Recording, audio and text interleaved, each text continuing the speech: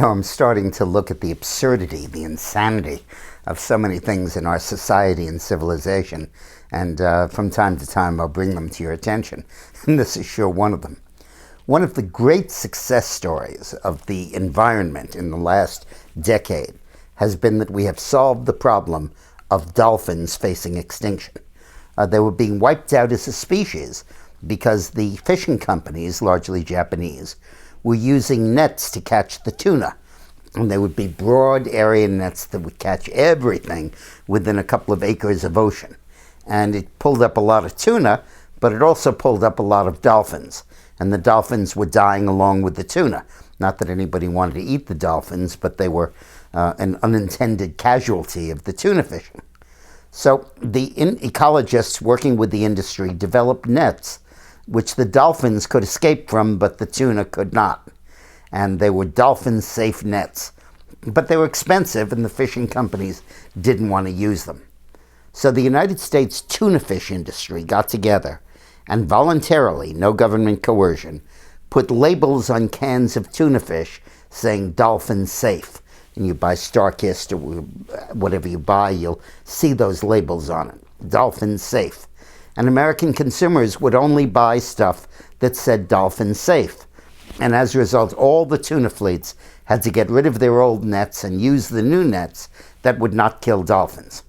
Well, Mexico brought an action under the World Trade Organization, saying that this violated free trade and this was tantamount to a restriction on commerce. And the court, the World Trade Organization, ruled in Mexico's favor. And now American companies and American soil selling to American consumers will no longer be allowed to put dolphin safe on their cans of tuna.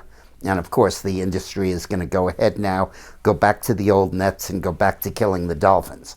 Under the dolphin safe with the new nets, dolphin deaths declined by 97%. And now they're going to go right back up again.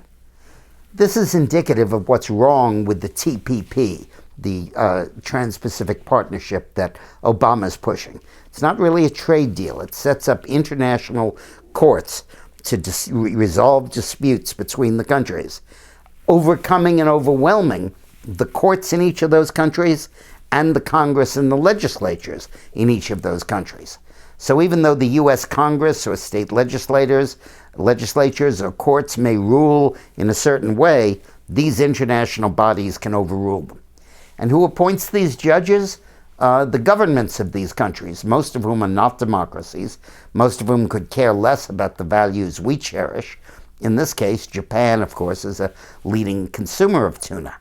And so this is an example of just what's wrong with creeping international sovereignty, eroding the power of the American Congress and American democracy.